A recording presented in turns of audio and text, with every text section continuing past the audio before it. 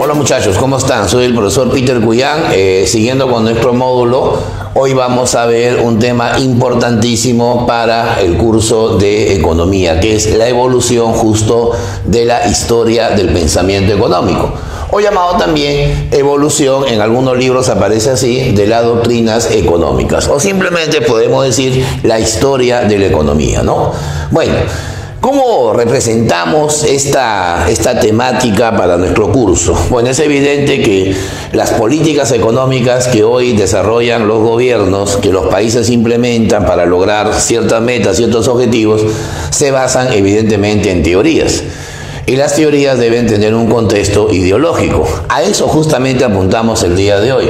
Hoy que presentamos el tema, vamos a decir que las doctrinas económicas representan la perspectiva, o sea, la visión, ¿no es cierto?, la temática con que han aparecido las diferentes teorías económicas, ¿no? ¿Por qué se habla de teoría liberal?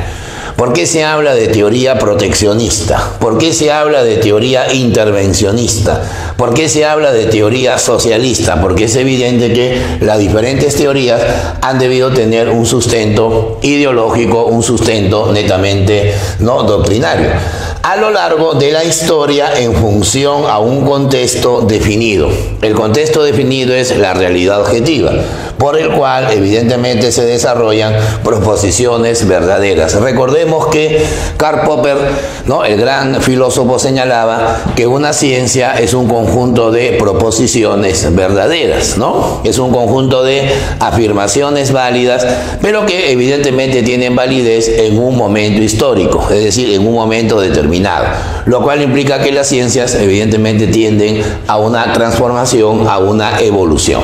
Bueno, ¿cuál es el proceso evolutivo, ¿no es cierto?, de las doctrinas económicas? Más o menos lo podemos plantear así. A ver, primero viene la realidad objetiva, es decir, el contexto en el cual va a aparecer, ¿no?, la determinada ideología. Una realidad objetiva es cambiante. Por ejemplo, no podemos entender igual la ciencia económica en 1776, cuando apareció la economía científica, con el año 2020. Hay una diferencia radical, ¿no? En 1776 recién se estaba implementando la primera revolución industrial. Recién aparecía la máquina a vapor. Hoy tenemos una transformación informática, ¿no? Estamos en una cuarta revolución industrial. Es evidente que entre la primera y la cuarta revolución industrial, ¿no?, la transformación de la misma ha sido en base, pues, a los descubrimientos, al avance tecnológico, al desarrollo de la ciencia productiva. Todo eso hace que la realidad objetiva vaya cambiando, ¿no? Si, por ejemplo, queremos entender por qué apareció la doctrina, digamos, fisiocrática, es porque había un contexto determinado para su formación, que fue la Ilustración francesa. Si queremos entender cómo funcionaba la economía en la época de la esclavitud, va a ser totalmente distinta a la época del capitalismo. Por eso decimos bien claro que la realidad objetiva es transformada, es cambiante. De esa realidad se van a desarrollar algunas hipótesis, ¿no? O sea, va a venir lo que se llama la interpretación y el análisis económico, ¿verdad? El análisis doctrinario. Después de esa interpretación aparecerá el pensamiento económico. El pensamiento económico vienen a ser las ideas primigenias, las ideas preliminares que se tiene acerca de una determinada realidad. Pero el pensamiento es aislado, ¿no? El pensamiento de Juan es diferente al de José y diferente al de María, porque cada uno tiene una interpretación y un análisis también heterogéneo, ¿no? Pero cuando ese pensamiento ya es compartido por un grupo de personas, en este caso por un grupo de filósofos, de economistas, etcétera, va a volverse una doctrina económica. Y cuando esa doctrina económica ya empieza a ser ordenada, empieza a definir objetivos, empieza a tener un método común, entonces se vuelve una escuela económica. O sea, va a tener las mismas conclusiones. Y la escuela después ya se va a transformar en una ley, o sea, en un principio científico universal para conformar una teoría económica. Y esa teoría económica luego será aplicada a una realidad para solucionar un determinado problema. Esa aplicación se llama política económica, ¿ya? Por eso mira el retroceso, ¿eh? La política económica es la aplicación de la teoría económica. La teoría económica viene a ser la interpretación de una escuela económica. La escuela económica viene a ser la implementación y unificación de la doctrina económica. La doctrina económica es la ordenación del pensamiento económico. El pensamiento económico surge como consecuencia de las hipótesis y conclusiones de haber interpretado y analizado una realidad objetiva. ¿Está bien? Si nosotros seguimos este circuito, ¿no?, que es el proceso evolutivo, vamos a poder entender la evolución y la historia de las doctrinas económicas, ¿ya? Bueno, entonces, en base a lo que hemos explicado, vamos a implementar lo que nosotros llamamos el árbol genealógico de la economía. Bueno, el término árbol significa una, ¿no?, digamos, pirámide, significa una evolución. Y genealógico viene de origen, ¿no? Es decir, cada fase de la doctrina económica ha tenido un determinado origen. Bueno, lo hemos dividido en 4 fases, ¿no? La etapa precientífica, o sea, antes que la economía sea considerada sistemática. Luego viene la etapa científica, o sea, la etapa ya consolidada, donde aparecen ya las leyes económicas. Luego viene la fase de consolidación, pero ya hablamos de teoría económica, o sea, estamos hablando ya de las hipótesis comprobadas, ¿no? De las hipótesis que vamos a implementar en la política económica. Y luego viene la fase contemporánea, ¿no?, que en este caso sería pues la fase en la cual hoy nos encontramos, ¿no? Pero ojo que cada una de estas divisiones responderá a un determinado contexto, más o menos de la siguiente manera. A ver, la etapa precientífica es aquella en la que se interpretan los fenómenos económicos, pero en base a 3 enfoques que todavía no son netamente de origen económico, ¿no? Va a estar por ahí la filosofía, ¿no?, la ciencia absolutista. Luego viene la teocracia, es decir, el gobierno de una imagen religiosa. Y luego viene la politología, o sea, la implementación de las políticas de Estado, las cuestiones de Estado para una sociedad. Bueno, en ese sentido vamos a tener hasta 4 divisiones para la etapa precientífica. Primero, la aparición de la economía, los albores económicos, ¿no?, la filosofía griega.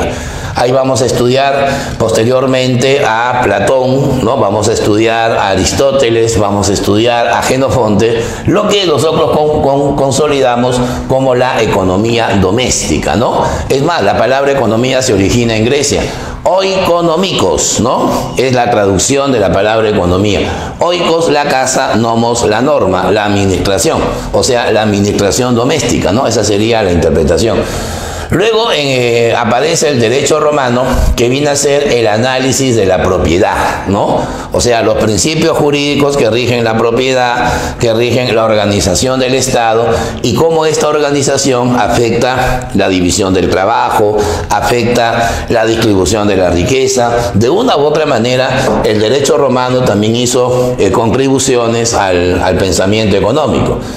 Luego aparece ya, esto es en la Edad Media, los padres de la Iglesia, ¿no? O sea, en este caso la teocracia, ¿no? Aparecen personajes como San Agustín de Hipona, Santo Tomás de Aquino, donde evidentemente ellos van a determinar cuáles son los principios morales de la economía, ¿no? El rechazo a la propiedad, la consolidación del intercambio, ¿no?, la aparición del modelo, digamos, antipropiedad privada. Todo eso lo va a desarrollar la Iglesia en sí, ¿ya? Pero en realidad la economía empieza a ser un poco más doctrinaria, un poco más interesante, cuando aparece el capitalismo comercial, ¿no? Acuérdate que el capitalismo ha tenido 3 fases. La fase comercial, la fase industrial y la fase financiera.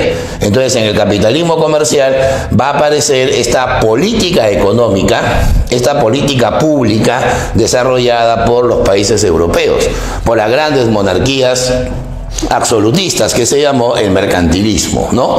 O sea, aquella doctrina que sostenía que si una persona es rica porque tiene dinero, un país también es rico porque tiene muchos metales preciosos. Y a medida que la persona tenga mayor dinero, el Estado va a tener mayor cantidad de metales preciosos. ¿Y cómo los va a conseguir? Mediante la política proteccionista, mediante la política de expansión de las exportaciones. Todo eso es parte de la estructura de la escuela mercantilista, ¿no? Luego va a venir la etapa científica, ¿no? En esta etapa científica vamos a consolidar 3 escuelas. Muchachos, recuerden que estamos viendo el árbol genealógico. Todavía no estamos estudiando el contenido doctrinario. Estamos haciendo una especie de, ¿no?, de tráiler, ¿no es cierto?, de esta película llamada Evolución de las Doctrinas, ¿no? Aparece la escuela de los fisiócratas, ¿no? La fisiocracia me suena a gobierno de algo, ¿no? Cracia, gobierno, oficio, naturaleza, gobierno de la naturaleza, ¿no? Desarrollado entre 1750 a 1780, o sea, fue una escuela pues de bastante juventud, apenas 30 años, ¿no?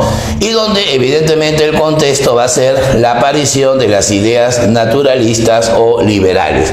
Cuando uno habla de economía liberal, habla acerca de la composición de un Estado que no interviene, de la libre iniciativa privada, del sistema de precios no regulado. Todo eso se llama liberalismo, ¿no? Y además, el gran error que ellos cometieron fue darle una excesiva importancia a la tierra, ¿no? Para ellos, la fisiocracia es el gobierno de la naturaleza, ¿no? Un orden económico sin intervención estatal y con el apoyo máximo a la agricultura, porque para ellos esta actividad es la única que crea riqueza, ¿no es cierto? Bueno, y en forma paralela, o casi digamos consecutiva, aparecerá la escuela clásica, o llamada también escuela manchesteriana, aunque muchos historiadores dicen que en realidad debió llamarse escuela liberal, porque ese es su verdadero, ¿no?, punto de partida. Desarrollado, mira, entre 1776, cuando Adam Smith publica La riqueza de las naciones. Desde ahí se inicia el pensamiento clásico.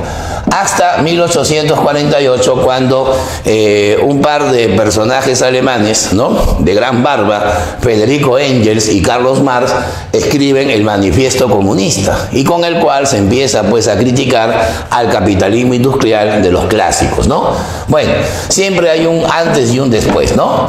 Ahora, esta escuela clásica está apareciendo gracias al surgimiento de la Revolución Industrial.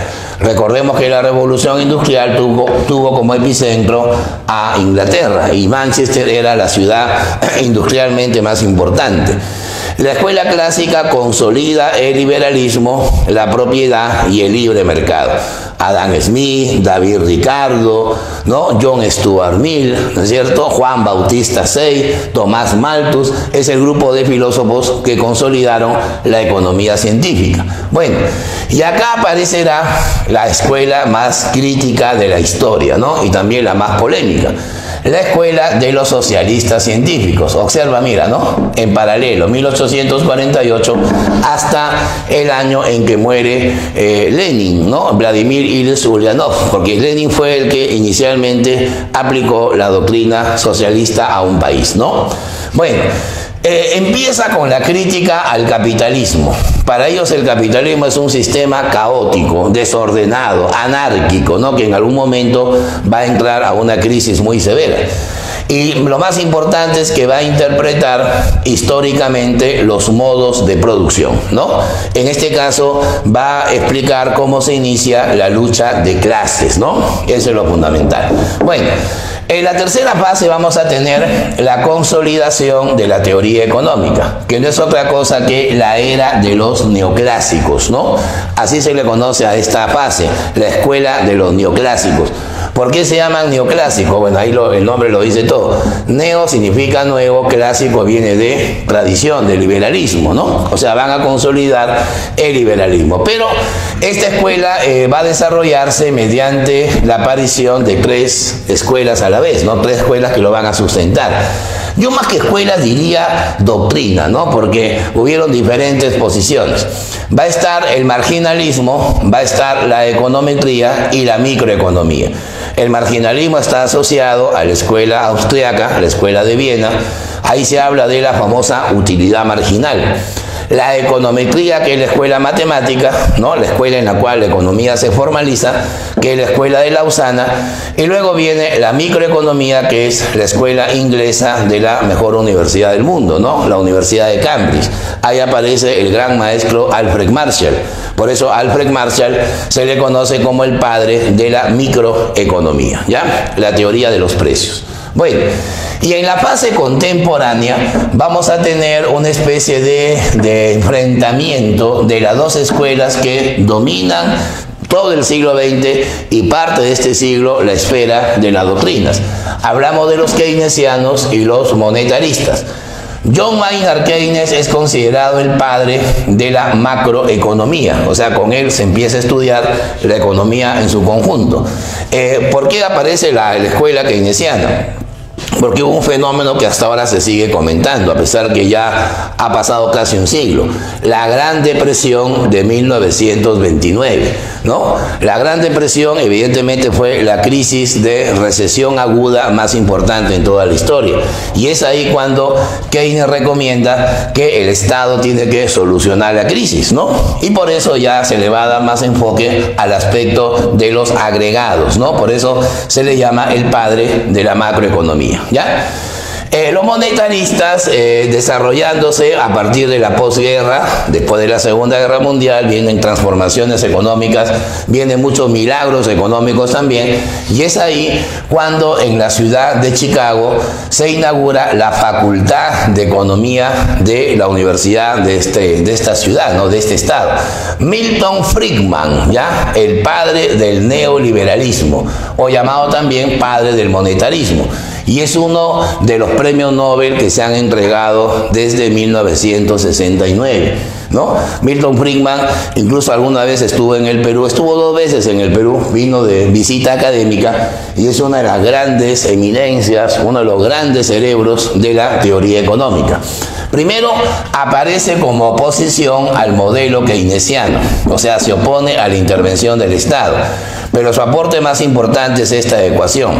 Van a revivir la teoría cuantitativa del dinero, ¿no? A través de esta identidad que va a explicar más o menos cómo se comporta la economía monetaria.